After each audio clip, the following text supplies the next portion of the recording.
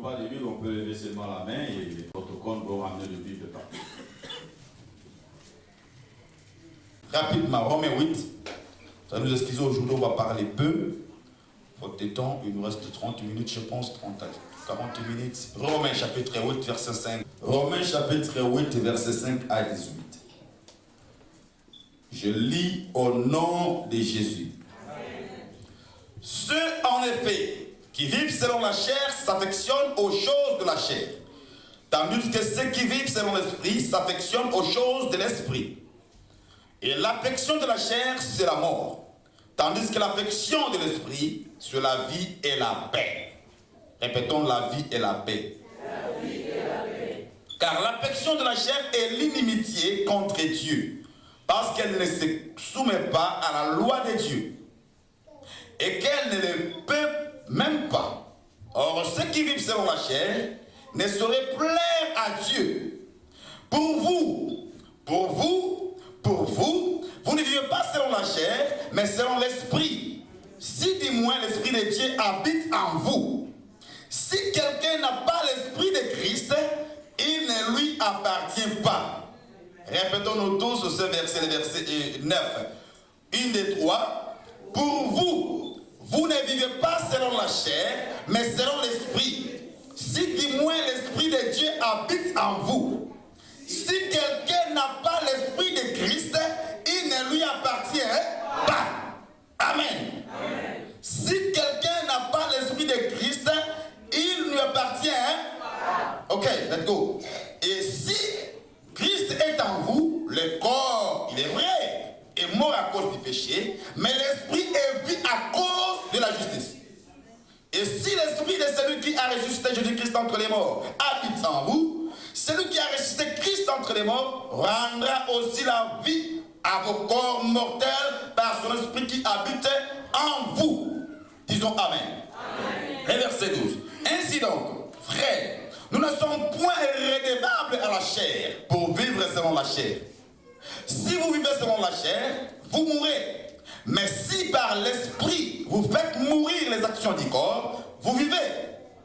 Car tous ceux qui sont conduits par l'esprit de Dieu sont fils de Dieu. Répétons cela. 14.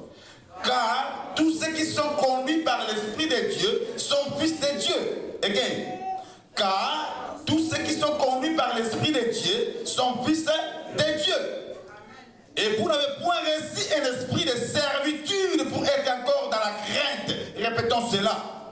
Et vous n'avez point reçu un esprit de servitude pour être encore dans la... Encore, deuxième fois. Et vous n'avez point reçu un esprit de servitude pour être encore dans la... À la troisième fois. Et vous n'avez point reçu un esprit de servitude pour être encore dans la crainte. Mais vous avez reçu un esprit d'adoption par lequel nous crions Abba Père. L'Esprit lui-même rend témoignage à notre esprit que nous sommes enfants de Dieu. My God. Let's repeat it. L'Esprit lui-même que nous sommes. Répétez cela à haute voix. L'Esprit lui-même rend témoignage à notre esprit que nous sommes enfants de Dieu. Est-ce que c'est toi qui rends témoignage? Non, non, non. Ce sont tes parents qui rendent témoignage? Non, non, non, non, non. C'est l'église qui rend témoignage? Non. Mais c'est l'Esprit lui-même qui rend témoignage que tu es un enfant de Dieu. Alléluia. Amen. Glory to God. Or, si nous sommes enfants de Dieu, nous sommes aussi héritiers de Dieu et co-héritiers de Christ. Si toutefois nous souffrons avec lui, afin d'être glorifiés avec lui. Acclamons cette parole. Acclamons cette parole. Prenons Éphésiens chapitre 1er. Nous allons lire 3 rapidement, 3 à 6. Éphésiens chapitre 1er. Rapidement, s'il vous plaît, on va parler peu. Je pense que nous lisons la Bible, nous allons comprendre ce que Dieu veut nous dire. Éphésiens, juste après Galates. Corinthiens, Galates. Éphésiens chapitre 1er. Vous y êtes? Éphésiens chapitre 1er, je lis le 3e verset. Je lis au nom de Jésus. Amen. Béni soit le Dieu et Père de notre Seigneur Jésus-Christ, qui nous a bénis de toutes sortes de bénédictions spirituelles dans les lieux célestes en Jésus-Christ. 4. En lui, Dieu nous a élus avant la fondation du monde pour que nous soyons saints et irréprochables devant lui.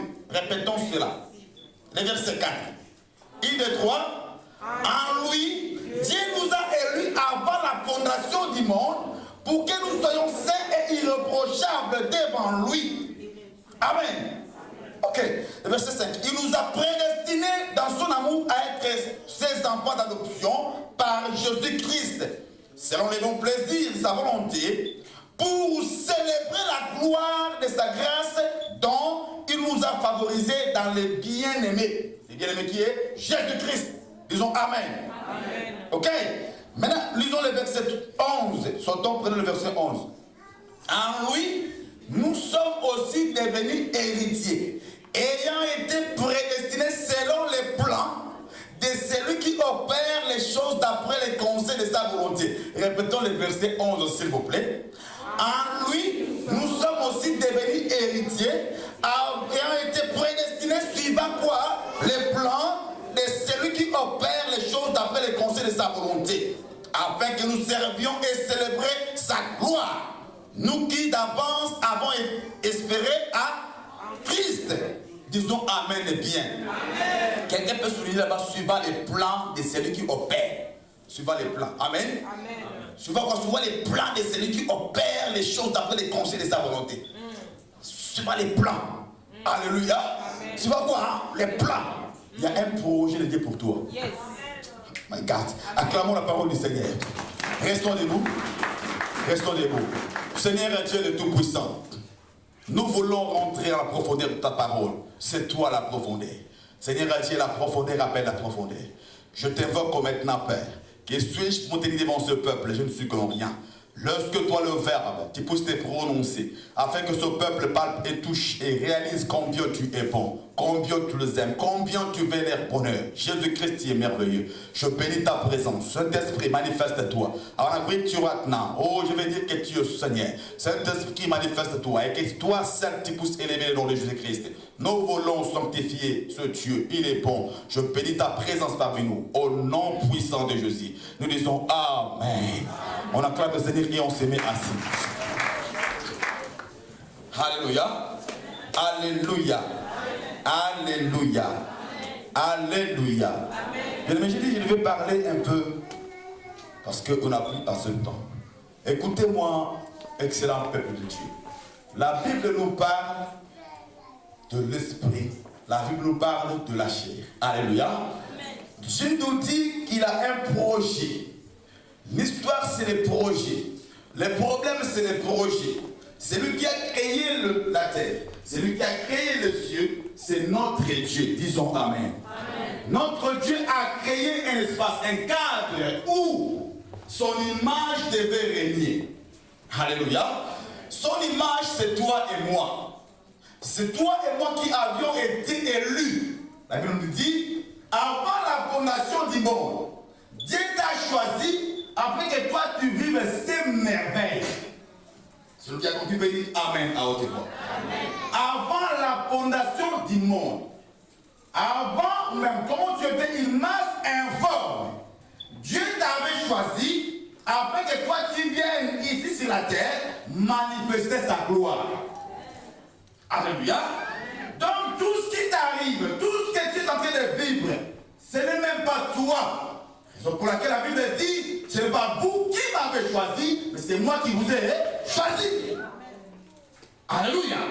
Je l'ai déjà dit ici. Dieu a créé la terre. La terre et le ciel appartiennent à Dieu. Disons Amen. La terre et le ciel appartiennent à Dieu. C'est un cadre que Dieu nous a accordé. Et Dieu nous a mis afin que nous régnions. Il a dit à Adam, domine sur toutes les choses. Domine sur les poissons de la mer. Domine sur les animaux. Donc c'est celui que Dieu avait choisi afin de régner sur la terre. Pourquoi? Parce que cette maison qu'on appelle terre appartient à quelqu'un. Disons Amen et bien. Et Dieu a donné cet héritage à l'homme.